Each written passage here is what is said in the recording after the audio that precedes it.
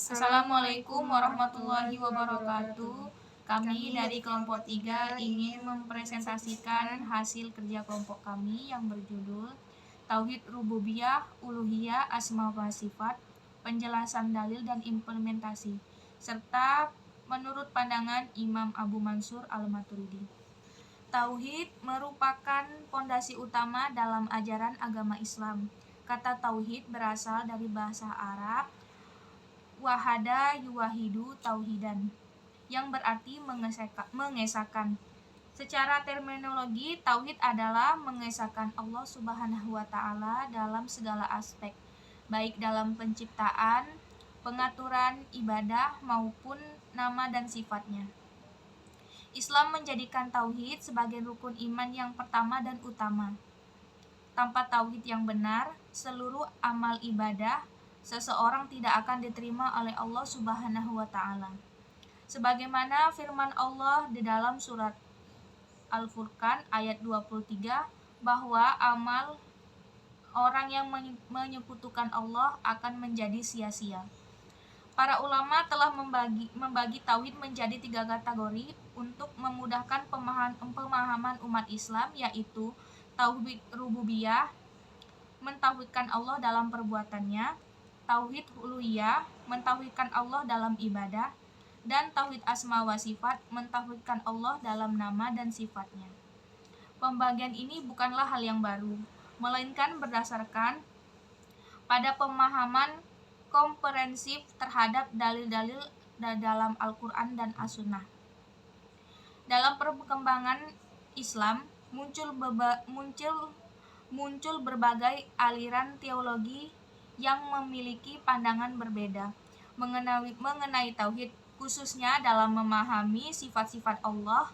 Salah satu tokoh penting dalam bidang ini adalah Imam Abu Mansur Al-Maturidi yang mendirikan mazhab Maturidiyah. Pemikiran beliau menjadi pegangan mayoritas Al-Sunnah wal Jamaah, khususnya di wilayah Asia Tengah, Turki, dan sebagian Asia Selatan termasuk Indonesia. Di era modern ini, pemahaman yang benar tentang tauhid menjadi sangat penting untuk menjaga kemurnian akidah umat Islam dan berbagai penyimpangan dan syubhat yang berkembang. Oleh karena itu, makalah ini disusun untuk mengkaji secara mendalam konsep tauhid beserta implementasi dalam kehidupan sehari-hari.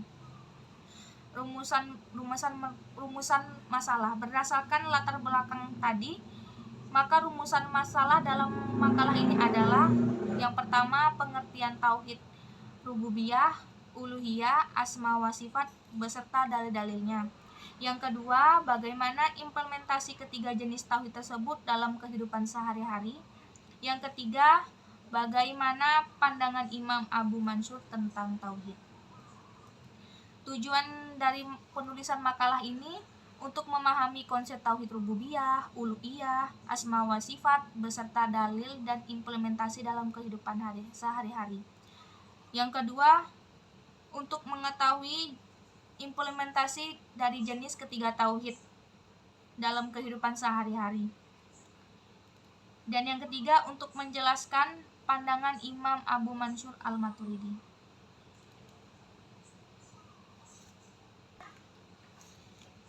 Yang pertama, pengertian tauhid rububiyah. Tauhid rububiyah berasal dari kata Rob yang berarti Tuhan, pencipta, pemelihara, dan pengatur.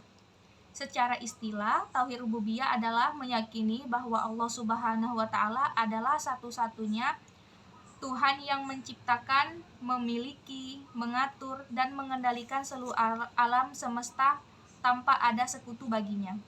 Tauhid rububiyah mencakup keyakinan bahwa Allah lah yang berhak menciptakan segala sesuatu dan tiada menjadi ada, memberi rezeki kepada seluruh makhluk, menghidupkan dan mematikan, mengatur segala urusan alam semesta, menurunkan hujan dan menumbuhkan tumbuh-tumbuhan.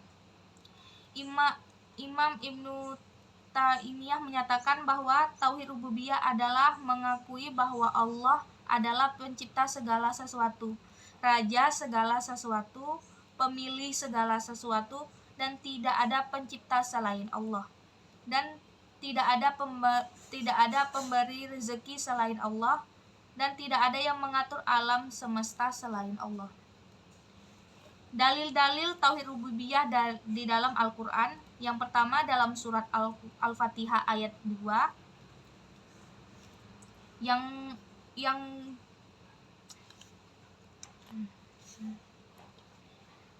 yang pertama adalah tauhid rububiyah. Pengertian tauhid rububiyah.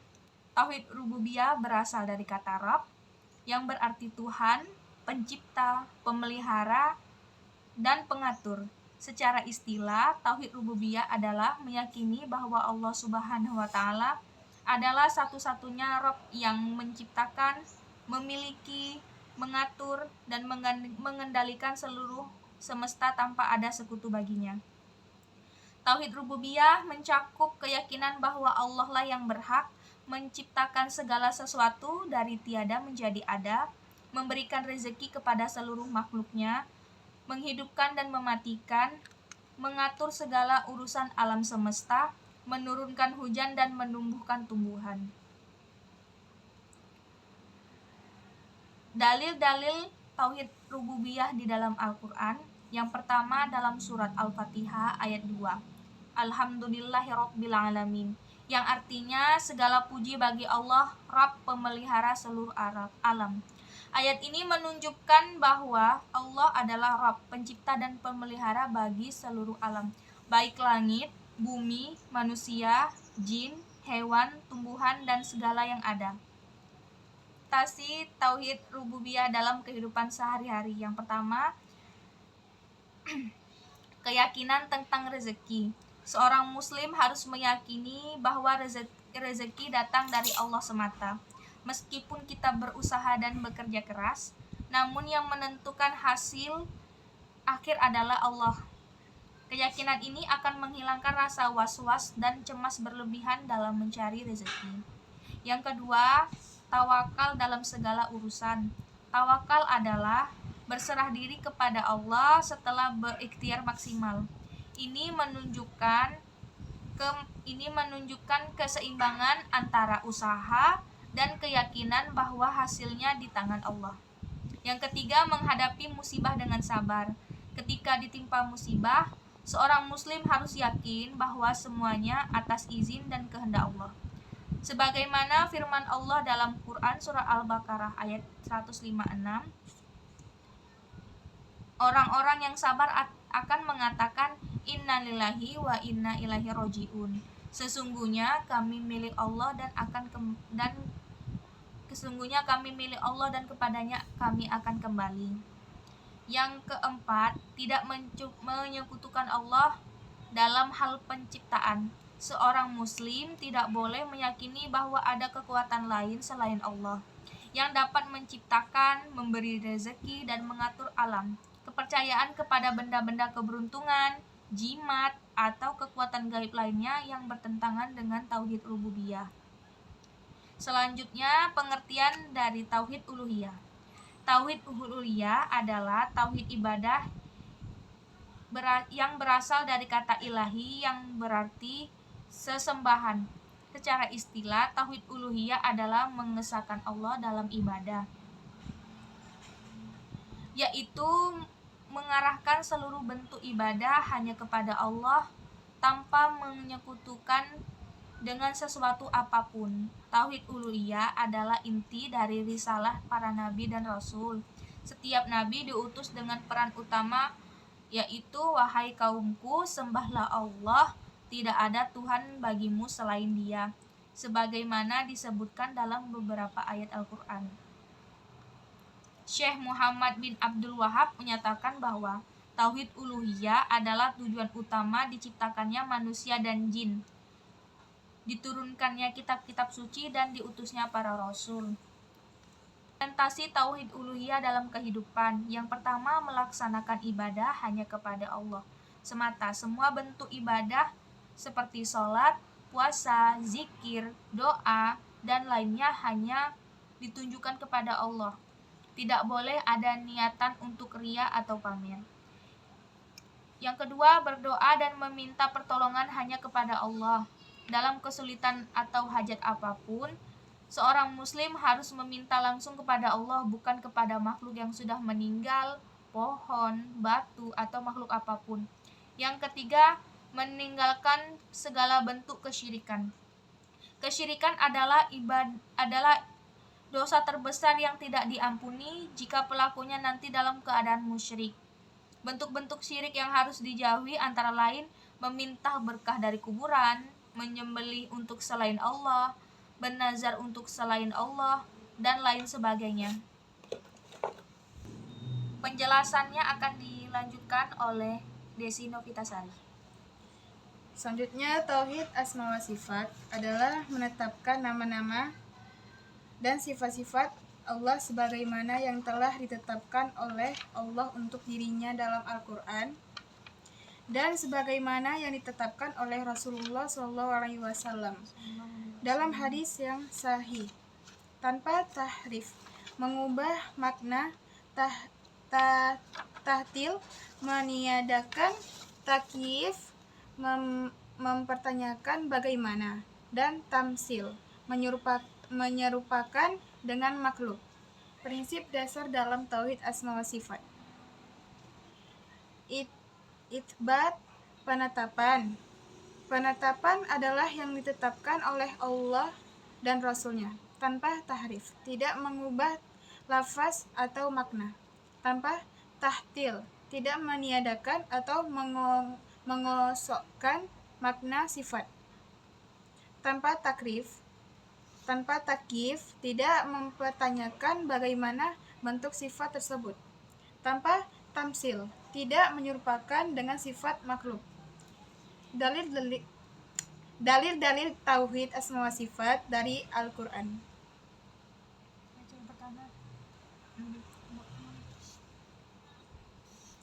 Dalil-dalil tauhid asma wa sifat dari Al-Quran. Quran surat Al-Hasyr ayat 22 sampai 24. Wallahu alladzi la ilaha illa huwa alimul ghaibi wa syahadati huwar rahmanur rahim. Dialah Allah yang tiada Tuhan selain Dia, yang mengetahui yang gaib dan yang nyata. Dialah yang Maha Mengasihi lagi Maha Penyayang. Implementasi tauhid asma wa sifat dalam kehidupan sehari-hari. Tauhid asma wa sifat dalam kehidupan sehari-hari. Yang pertama, mempelajari dalam menghafal Asmaul Husna. Seorang muslim dianjurkan untuk mempelajari, menghafal, dan memahami makna 99 nama Allah Asmaul Husna beserta konsekuensinya dan dalam kehidupan. 2. Berdoa dengan nama-nama Allah yang sesuai. Ketika berdoa, hendaknya menggunakan nama Allah yang sesuai dengan hajat. Misalnya, ketika meminta rezeki, menyebut Ar-Razzaq yang Maha memberi rezeki. Ketika meminta ampunan, menyebut Al-Ghafur yang Maha mengampun. Yang ketiga, mensucikan Allah dari penyerupaan dengan makhluk. Seorang muslim harus meyakini jangan menyakiti. Implementasi tauhid asma wa sifat dalam kehidupan sehari-hari. Yang pertama, mempelajari dan menghafal Asmaul Husna.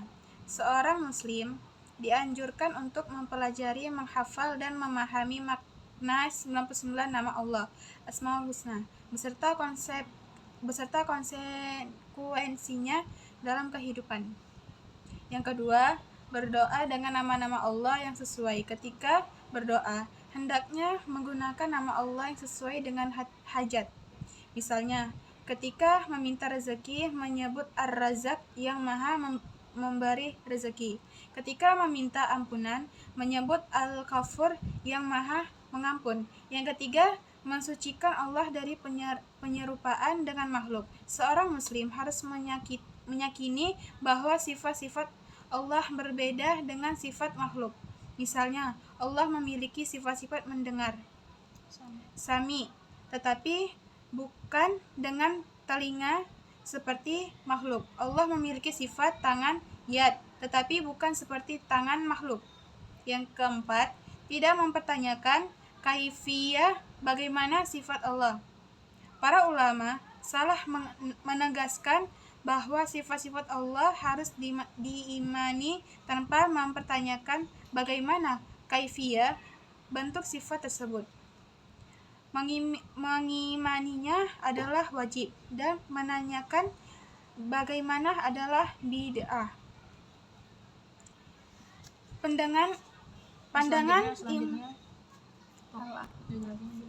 Selanjutnya pandangan Imam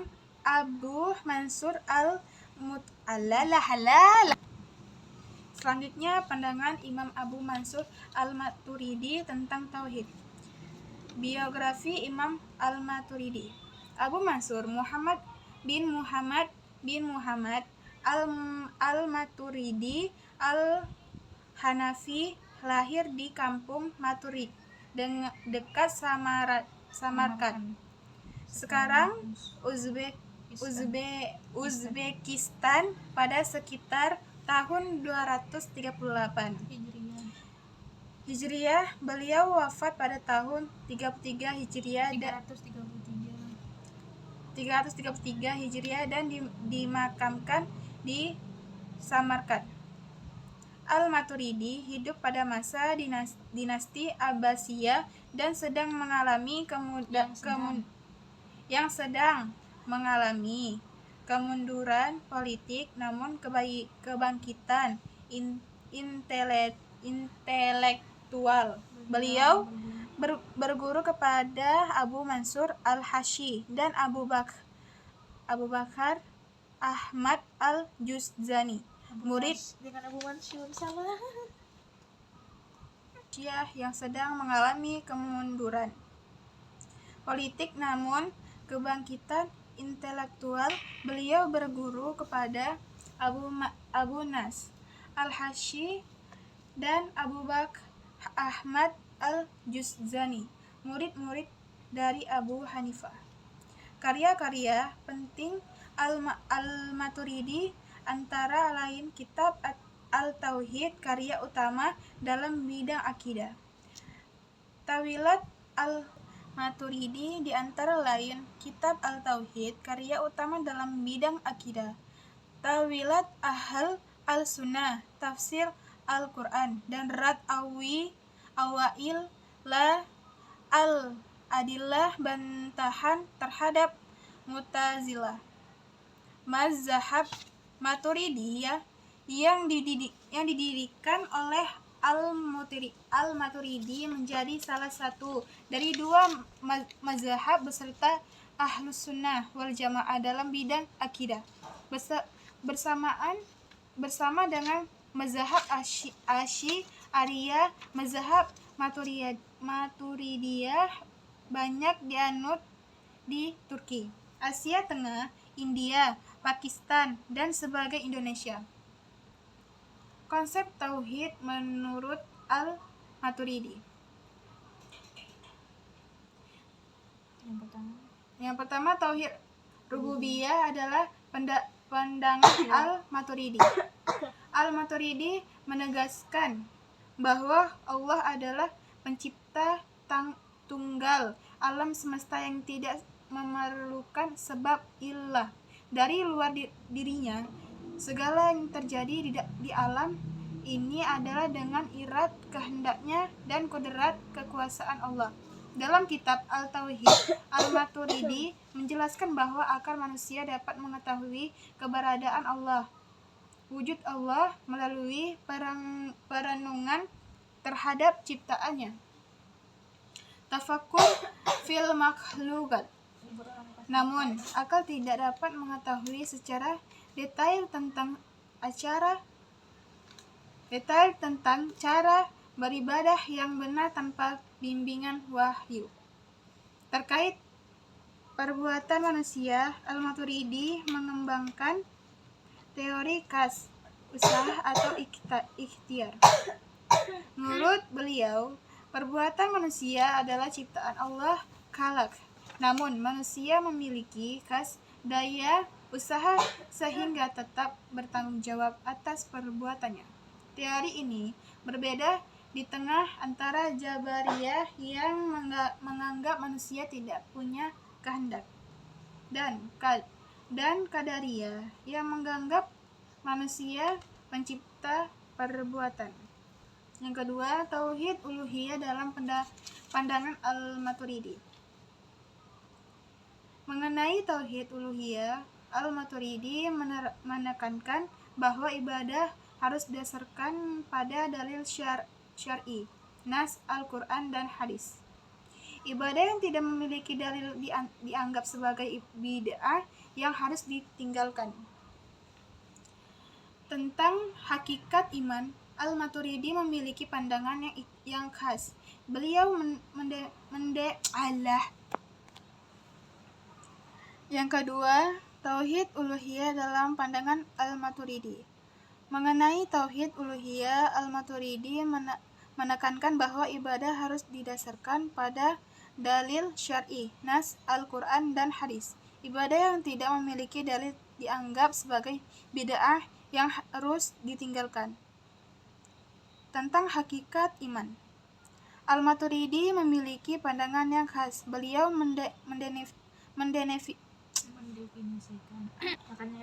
Yang kedua, tauhid uluhiyah dalam pandangan Al-Maturidi. Mengenai tauhid uluhiyah, Al-Maturidi menekankan bahwa ibadah harus didasarkan pada dalil syar'i, nas Al-Quran dan hadis. Ibadah yang tidak memiliki dalil dianggap sebagai bid'ah yang harus ditinggalkan. Tentang hakikat iman, Al-Maturidi memiliki pandangan yang khas. Beliau mendefinisikan iman sebagai tasdik bin al-qal, pembenaran dalam hati terhadap segala yang dibawa oleh Rasulullah SAW. Ucapan dengan lisan adalah syarat kesempurnaan iman. Syatrul kamal bukan rukun iman, ruknul iman. Konsekuensi dan definisi ini adalah: pertama, orang yang beriman dalam hatinya tetapi belum sempat mengucapkan syahadat karena suatu hal, misalnya langsung meninggal tetapi tetap dianggap mukmin. Kedua, iman pada dasarnya tidak bertambah dan tidak berkurang dalam hal tasdik, pembenaran, namun bisa bertambah dalam hal ma'rifah, pengetahuan tentang Allah. Pandangan ini berbeda dengan mazhab Salafi dan sebagai Asy'ariyah yang menganggap ucapan dengan lisan sebagai rukun iman, dan iman bertambah dengan ketaatan serta berkurang dengan kemaksiatan. Yang ketiga, tauhid asma wa sifat dalam pandangan Al-Maturidi. Dalam tauhid asma wa sifat, Al-Maturidi menggunakan metode takwil, interpretasi makna yang moderat untuk memahami sifat-sifat Allah yang mustasyabihat, yang tampak menyerupai makhluk. Kesimpulan. Prinsip-prinsip Al-Maturidi dalam sifat Allah. Pertama, sifat-sifat Allah bersifat azali, tidak berawal dan kekal, tidak berakhir, berbeda dengan sifat makhluk yang baru, hadis yang baru. Yang kedua, Allah memiliki sifat zatiyah, sifat yang melekat pada zat Allah, wujud, ada, kidam, terdahulu atau azali, baka, kekal. Makhalafatul hawarisi berbeda dengan makhluk. Qiyamu binafsihi, berdiri sendiri tidak butuh yang lain. Dan wahdaniyah esa, Ketiga, yang memiliki sifat ma'nawiyah, sifat yang jangan ditinggal-tinggal. Ketiga, memiliki. Allah. Baca, harus disebut ketiga, Allah memiliki. Yang ketiga, Allah memiliki sifat ma'nawiyah, sifat yang berkaitan dengan perbuatan, qudrat, berkuasa, iradat, berkehendak, ilmu, mengetahui, hayat, hidup, sama, mendengar, basar, melihat, dan kalam, berkata-kata. Metode takwil Al-Maturidi. Al-Maturidi melakukan takwil terhadap ayat-ayat yang secara zahir tanpa menyerupakan Allah dengan makhluk. Tujuan takwil adalah tanzil, mensucikan Allah dari kekurangan dan menyerupaan dengan makhluk. Contoh-contoh takwil adalah Maturidi. Pertama, yad Allah, tangan Allah dalam Quran surah Al-Fatihah ayat 10. Zahir ayat, tangan Allah di atas tangan mereka. Jadi kesimpulannya, berdasarkan pembahasan yang telah diuraikan dapat disimpulkan beberapa. Jadi kesimpulannya Jadi kesimpulannya, berdasarkan pembahasan yang telah diuraikan dapat disimpulkan beberapa hal yang penting. Yang pertama, tauhid rububiyah adalah mengesahkan Allah dalam perbuatannya sebagai pencipta, pemelihara, dan pengatur alam semesta. Dalil-dalil sangat banyak dalam Al-Quran.